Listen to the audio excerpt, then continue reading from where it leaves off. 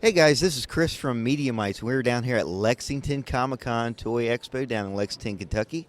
And I got a special guest artist today, Mike Maydak. Is it Yeah, that's how you Maydak? say it. Okay. Good Mike job. Good Maydak, job. who is a local from northern Kentucky.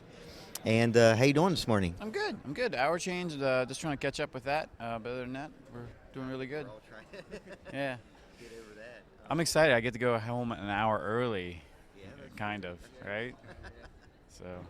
So, you always come to Lexington Comic Con? yeah, every year I think I may have been actually the first person who signed up for an artist table because I saw the show pop up years ago and I just signed up immediately.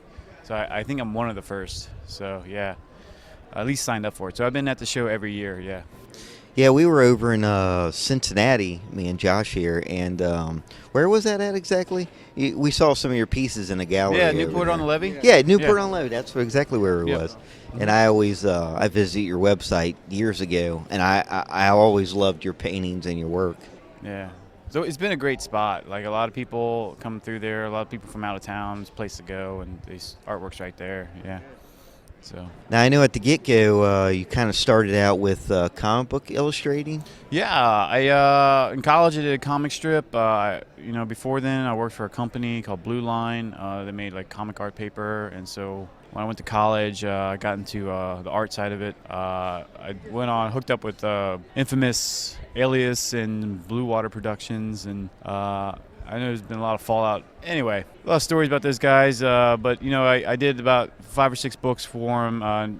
Didn't make any money, but I kind of knew that going in because I kind of worked for Blue Line, and I kind of knew how the industry worked. There's so much people, so much talent, and just want an outlet for it, and so you end up working for free a lot. But it was good because I got a lot better at what I did. Experience of actually putting a book together, and so I tried, do my own stuff, but then I accidentally painted while I was doing that, and then people gave me money for it, and it was like the easiest $500 I made this one day doing a painting, and I was like, holy, I can actually make this is easy, and people are like giving me money. Well, compared to comics, because comics are really hard because you got to do so much to it. So I just sort of fell that way. Just started doing more paintings, and kind of came back to the comics by doing some pop culture stuff. So I've been doing that for the past couple years.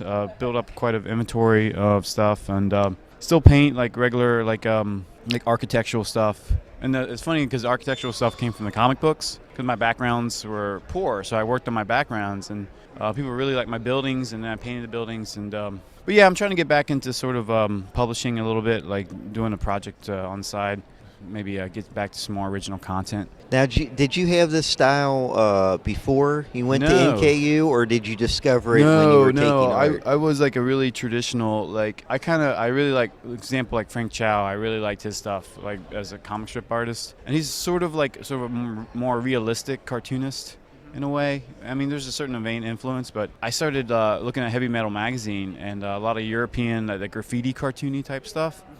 And I saw Alfonso Asperi work, and I hated it at first, but then I really hated it and emotionally hated it because it was challenging me. Yeah. And then, but I really loved it actually, and so I totally went to more exaggerated that influence of this crazy hair and this so Heavy Metal magazine really introduced me to a lot of the European styles. Like everybody says Mobius when they see my stuff.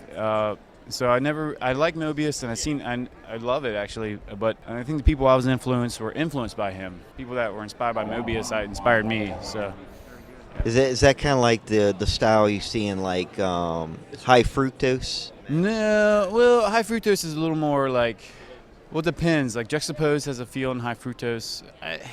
It's a whole nother thing. It's like that's a whole nother genre in itself. You kind of like, oh, that's kind of very juxtaposed looking painting.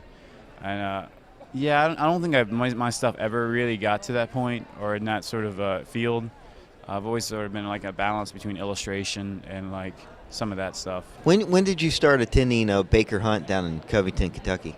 Baker Hunt? I never took a class there. My mom was teaching classes there, and I offered, so I got a sort of a network in there, and I was just teaching kids like comic book classes, and I started teaching there.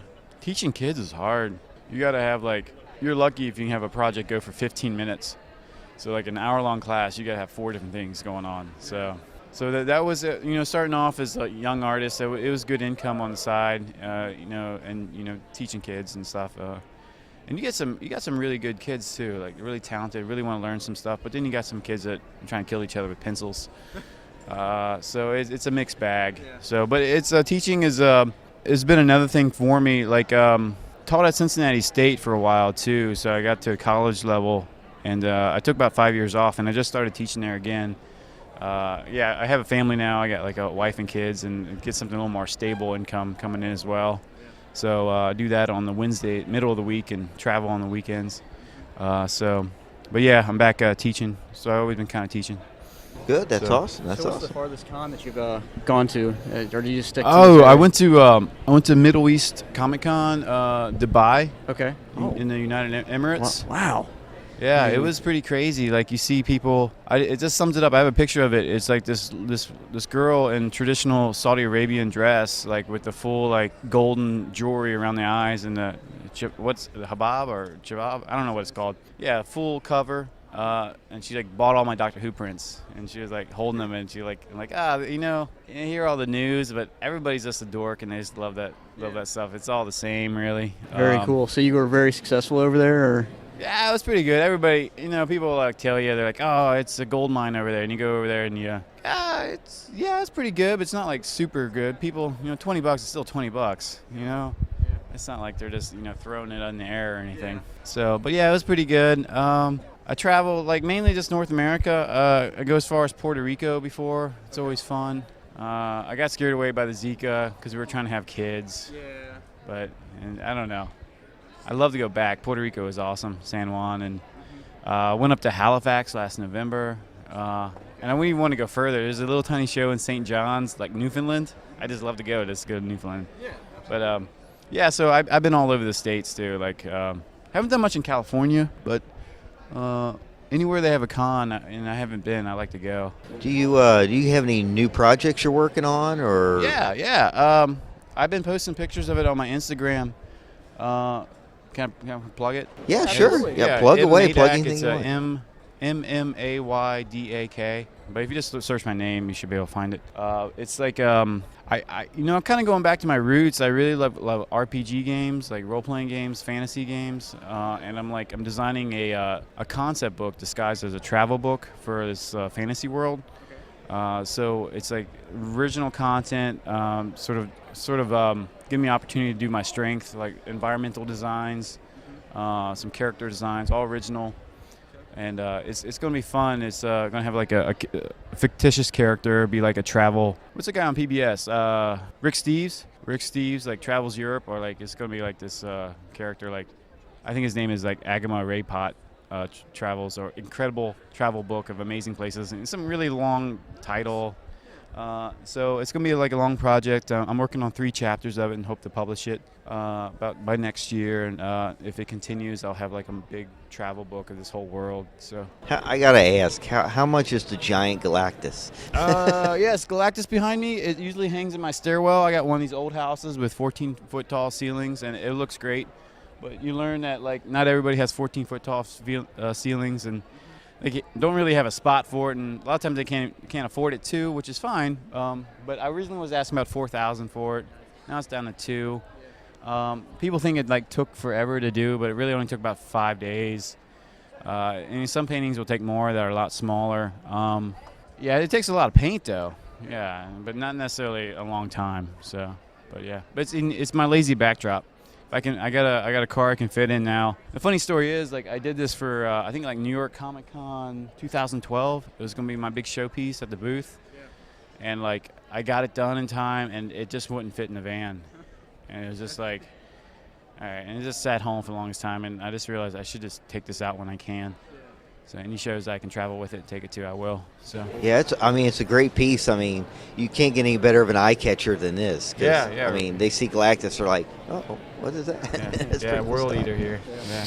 All right, man, we'll let you go. Everybody's coming in and starting to get busy, and we'll let you get back to making sales. Yeah, So, this was easy. Yeah, cool. thanks a lot. Thank you Thanks very the much interview. for giving us the opportunity, and we'll call it a day. But I hope you make some more money, and Yeah, let me know. Send me a link to this. Okay, yeah, I'll definitely send a link, and it's awesome to meet somebody as local as you are, because you just don't see it that often. Yeah. So- Yeah, my whole family is from Covington, Latonia, all that. So, Sweet, sweet. Yeah. All right. Thank you very much. Thank you.